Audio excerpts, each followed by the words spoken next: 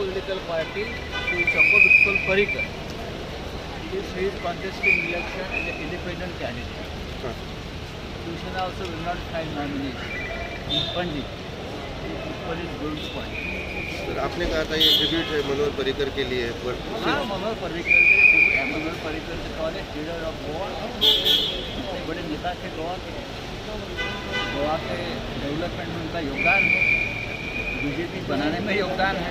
पर BJP party अभी तक उनका कैंडिडेट एक्सेप्ट करेगी नहीं करेगी, तो पर्रिकर का इंसल्ट है। और फिर आम आदमी पार्टी अभी उनको बुला रही है सर।